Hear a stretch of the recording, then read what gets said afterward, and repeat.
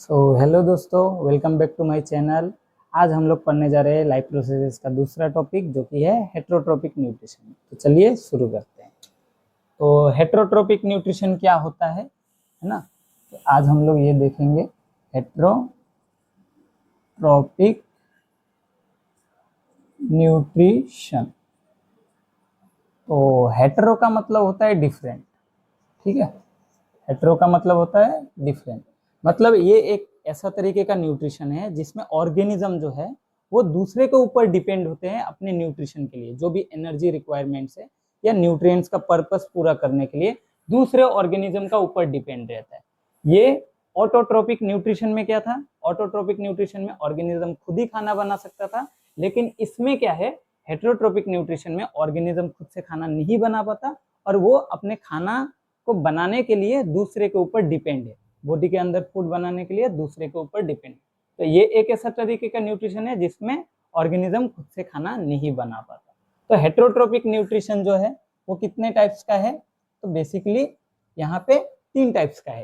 पहला वाला है होलोजोइक न्यूट्रिशन। क्या है? Holozoic nutrition. दूसरा होता है सेप्रोफाइटिक न्यूट्रिशन। और जो तीसरा वाला है वो है आपका पैरासाइटिक न्यूट्रिशन।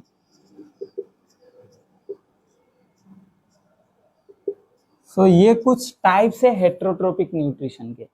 तो हेटेरोट्रोपिक न्यूट्रिशन जो है वो कुछ ऑर्गेनिज्म के ऊपर डिपेंड करके, क्योंकि होलोजोइक न्यूट्रिशन और सेप्रोफाइटिक न्यूट्रिशन और पैरासाइटिक न्यूट्रिशन में थोड़ा सा डिफरेंस है। सभी ऑर्गेनिज्म, ये जो इसमें के ऑर्गेनिजम्स है, जो होलोजोइक हुआ या जो सेप्रोफाइटिक हुआ या जो पैरासाइटिक हुआ, ये सभी दूसरे के ऊपर डिपेंड करके ही न्यूट्रिशन करते हैं। लेकिन इसमें क्या है, ऑर्गेनिज्म का जो खाना खाने का जो प्रोसेस है वो थोड़ा अलग अलग है। इसमें क्या होता है, होलोजोइक न्यूट्रिशन में क्या होता है, ये लोग सॉलिड फूड को इंजेस्ट करते हैं। सॉलिड फूड को क्या करते हैं? इंजेस्ट करते हैं, मतलब बॉडी के अंदर लेते हैं और बॉडी के अंदर लेने के बाद क्या करते हैं? ब्रेक डाउन करते हैं। इसको क्या करते हैं? ब्रेक डाउन करते हैं इनटू सिंपल सॉल्युबल सब्सटेंसेस। तो होलोजोइक का जो एग्जांपल्स हुआ, एग्जांपल्स क्या हो सकता है? तो इसका जो एग्जांपल्स है, एग्जांपल्स क्या हो सकता है? जैसे ह्यूमन बींग्स हो गया ना, ह्यूमन बींग्स हो गया, होलोजोइक टाइप ऑफ न्यूट्रिशन करते हैं।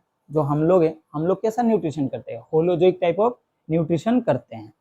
सॉलिड फूड को अंदर लेते हैं और अंदर लेने के बाद ब्रेक डाउन करते हैं, मतलब डाइजेस्ट करते हैं और न्यूट्रिएंट्स का बाद में यूज कर लेते हैं फॉर एनर्जी रिक्वायरमेंट पर्पस, है ना। तो होलोजोइक न्यूट्रिशन में एग्जांपल हो गया ह्यूमन बींग्स। साथ ही साथ पैरामीशियम होता है, ये एक माइक्रो ऑर्गेनिज्म है। और साथ ही साथ एमोइबा भी हो सकता है इसका एग्जांपल। सेप्रोफाइटिक न्यूट्रिशन कैसा है? ये भी ऑर्गेनिज्म, इसमें क्या होता है, ये ऐसा टाइप का न्यूट्रिशन है जिसमें ऑर्गेनिज्म क्या करते हैं, अपने बॉडी के अंदर से क्या करते हैं, केमिकल्स को रिलीज करते हैं। जैसे कोई एक फूड है, बाहर में डेड एंड डिकेइंग मैटर से ये लोग न्यूट्रिशन को पूरा करते हैं। जो प्लांट वेस्ट हो गया या जो एनिमल वेस्ट हो गया, जो सड़ रहा है, खराब हो रहा है, अब डिकम्पोज हो रहा है, उससे ये लोग न्यूट्रिशन को ऑब्टेन करते हैं, अपने फूड को बनाते हैं अंदर, ठीक है। तो ये क्या होते हैं, ये अपने बॉडी से कुछ केमिकल्स को रिलीज करते हैं और बाहरी जब केमिकल्स रिलीज हो जाता है तो बाहरी वो केमिकल्स क्या करते हैं, फूड को ब्रेक डाउन कर देता है और फूड में से जो अनवांटेड है वो सेपरेट हो जाते हैं और जो यूजफुल सब्सटेंस है, मतलब डायरेक्ट न्यूट्रिएंट्स को ये लोग इनटेक करते हैं। जैसे हम लोग क्या करते हैं, इनटेक करते हैं तो साथ ही साथ अनवांटेड चीजें भी अंदर चले जाते हैं। यूजफुल सब्सटेंसेस के साथ अनवांटेड भी जा रहा है अंदर। लेकिन इन लोग का क्या है, डायरेक्ट यूजफुल वाला ही खाता है ये लोग। तो इनको क्या एग्जांपल होता है, फंजाई। फंजाई हो गया, जैसे ब्रेड मोल्ड हो गया या येस्ट हो गया, इसका एग्जांपल है, ठीक है।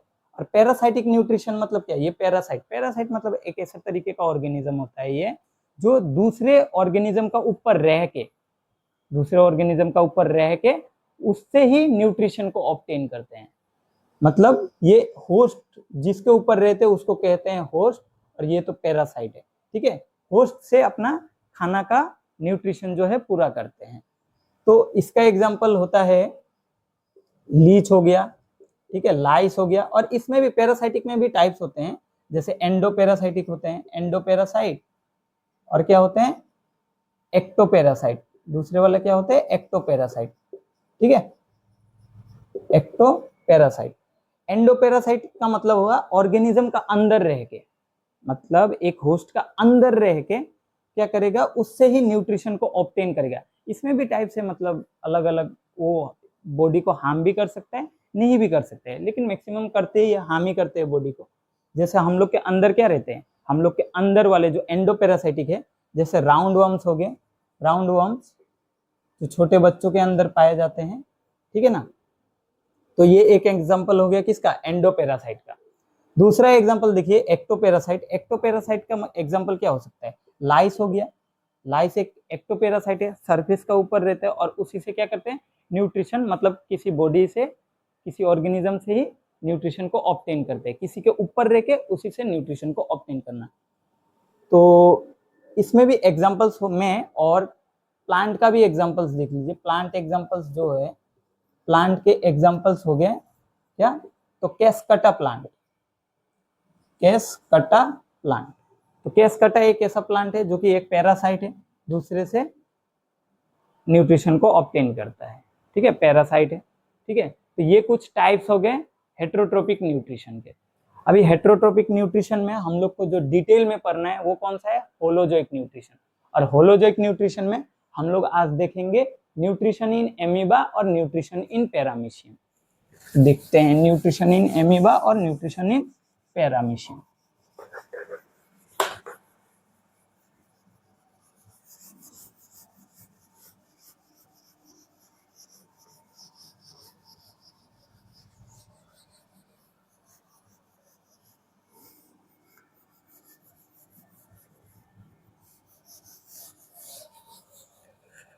So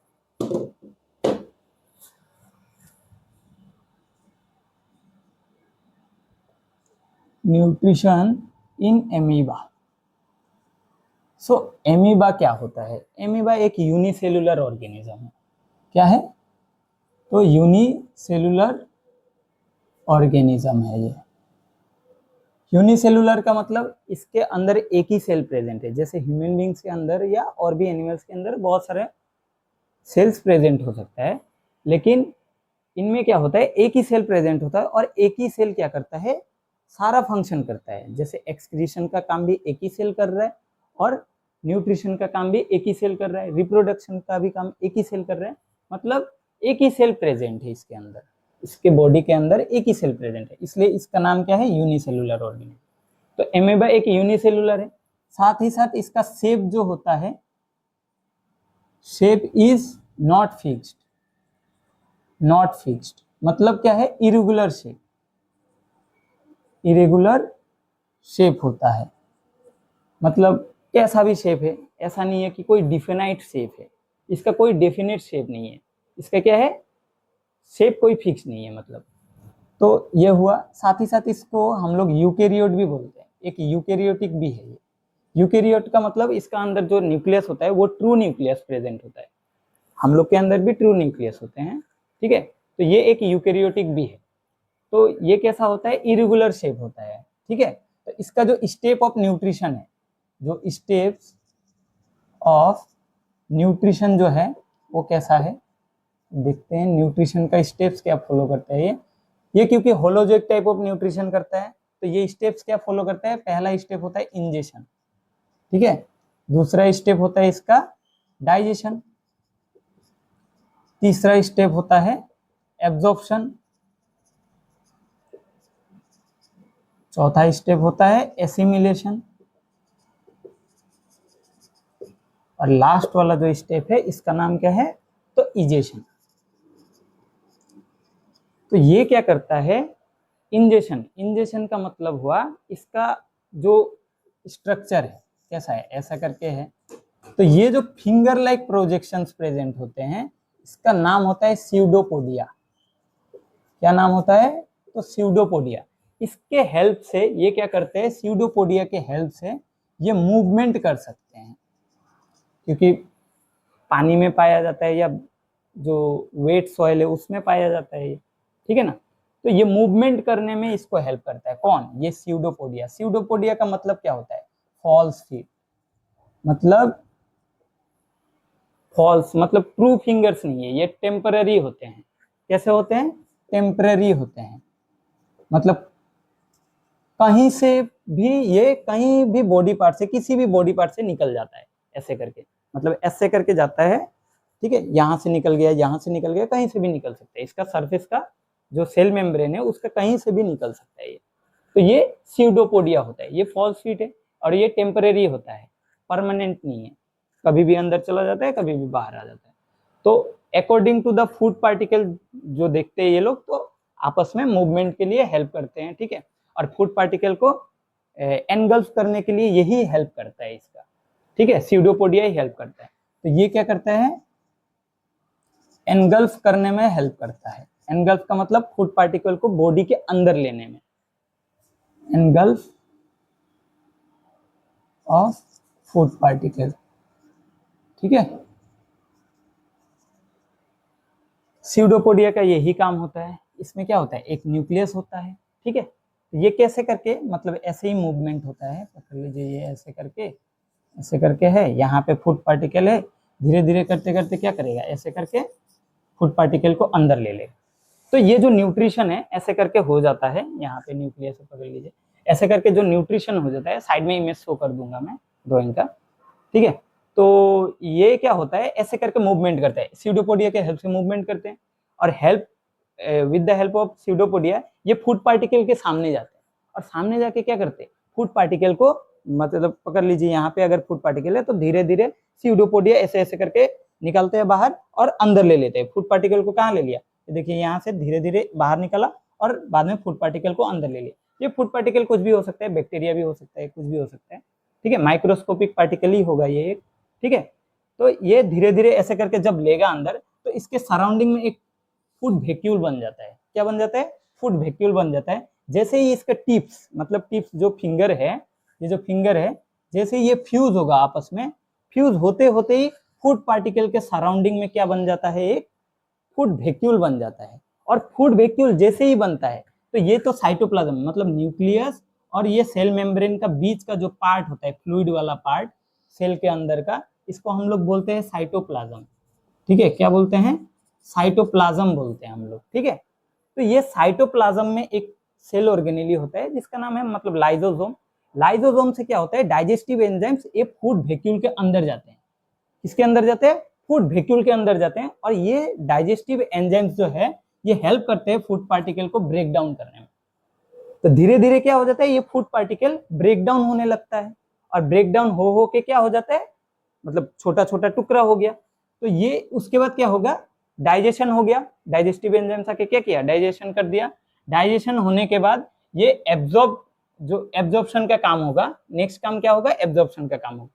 मतलब फूड पार्टिकल्स धीरे धीरे क्या हो जाएंगे, डिफ्यूज होना स्टार्ट हो जाएंगे साइटोप्लाज्म के अंदर। मतलब ये फूड पार्टिकल साइटोप्लाज्म के अंदर डिफ्यूज होना स्टार्ट हो जाएगा। इसी को हम लोग एब्जॉर्प्शन बोलते हैं।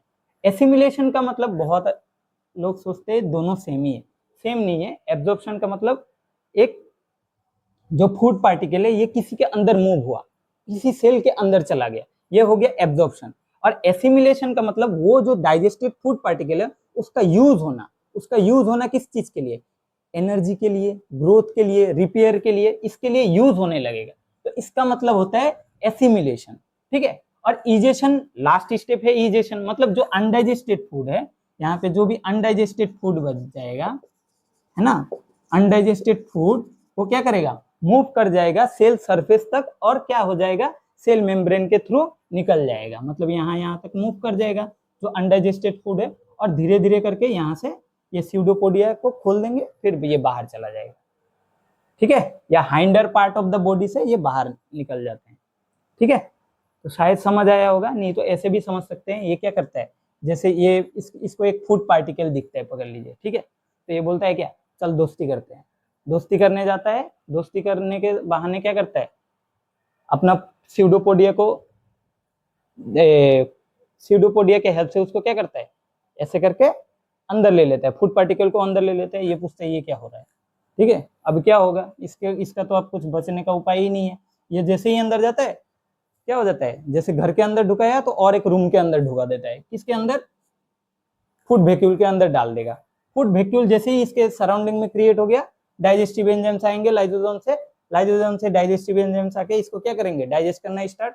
डाइजेशन हो गया, उसके बाद क्या हो जाएगा, एब्जॉर्प्शन होना स्टार्ट हो जाएगा। फूड वैक्यूल से ये क्या होने लगेगा, फूड मूव करने लगेगा, डिफ्यूज करने लगेगा इनटू द साइटोप्लाज्म। और साइटोप्लाज्म में जैसे ही डिफ्यूज हो जाएगा, उसके बाद एसिमिलेशन स्टार्ट हो जाएगा। एसिमिलेशन का मतलब होता है कि जो भी डाइजेस्टेड फूड है उसके हेल्प से बॉडी में एनर्जी बनना या ग्रोथ या रिपेयर का काम होना, ठीक है। एसिमिलेशन हो जाएगा, उसके बाद इजेशन भी सिमिलर ही प्रोसेस है। इजेशन क्या होता है, अनडाइजेस्टेड फूड को, undigested part of the food को बॉडी से निकाल देना थ्रू मतलब सेल सरफेस के हेल्प से या सेल मेम्ब्रेन के हेल्प से साइड से बाहर निकाल देना। यही होता है क्या, हम लोग का न्यूट्रिशन इन एमीबा। नेक्स्ट होता है हम लोग का जो न्यूट्रिशन इन पैरामीशियम। पैरामीशियम कैसा होता है, मैं साइड में इमेज शो कर दूंगा, वैसे ऐसे करके, मतलब ये स्लीपर शेप्ड होता है। जैसे इसमें स्यूडोपोडिया पाया जा रहा था, इसमें क्या पाया जाएगा, इसमें सीलिया पाया जाएगा। मतलब कुछ हेयर लाइक स्ट्रक्चर्स प्रेजेंट होते हैं ऐसे, ठीक है। ये क्या होते हैं, हेयर लाइक स्ट्रक्चर्स प्रेजेंट होते हैं। इसके अंदर भी न्यूक्लियस होता है, ठीक है। सेम प्रोसेस ही है। इंजेक्शन करने का वक्त में क्या होता है, पकड़ लीजिए साइड, ये क्या करता है ऐसे करके, पानी के अंदर ये भी होता है, स्टेगनेंट वाटर के अंदर या पॉन्ड वाटर के अंदर रहता है, ठीक है, पाया जाता है। तो ये भी क्या करता है, जब मूवमेंट करता है, मूवमेंट करते करते क्या करता है, जैसे इसको फूड पार्टिकल को दिखा, फूड पार्टिकल आके इसके ये सीलिए इसको क्या करता है, हेल्प इन मूवमेंट और हेल्प इन फूड पार्टिकल को भी एनगल्फ करने में हेल्प करता है। ये कैसे हेल्प करता है, देखिए ये फूड पार्टिकल पकड़ लीजिए, यहाँ पे एक इसने देखा और मूव करते करते फूड पार्टिकल यहाँ पे आके इसका लगा। ये क्या करेगा, बीट करेगा, क्या करेगा, ये इसकी मदद से क्या करेगा, कंटिन्यूअसली बीट करेगा पानी के अंदर। और जैसे ही बीट करेगा ये यहीं रहेगा फूड पार्टिकल, लेकिन इसके हेल्प से, सीलिया के हेल्प से ये फूड पार्टिकल मूव होना स्टार्ट हो जाएगा। धीरे धीरे ऐसे करके मूव होना स्टार्ट हो जाएगा। अब मूव होते होते यहाँ पे एक स्पेसिफिक स्पॉट होता है जिसका नाम क्या होता है, ओरल ग्रूव। मतलब इनका माउथ का जो नाम होता है ओरल ग्रूव होता है। ये ओरल ग्रूव के थ्रू क्या होता है, फूड पार्टिकल अंदर चला जाता है, मूव कर जाएगा ओरल ग्रूव के थ्रू। ये क्या, फूड पार्टिकल अंदर चला जाएगा, सीलिया के हेल्प से यहाँ तक आया। उसके बाद ओरल ग्रूव के हेल्प से ये क्या कर जाएगा, मतलब ओरल ग्रूव इनका माउथ है, पकड़ लीजिए जैसे हम लोग का माउथ होता है ना, वैसे इनका भी ओरल ग्रूव क्या है, माउथ है।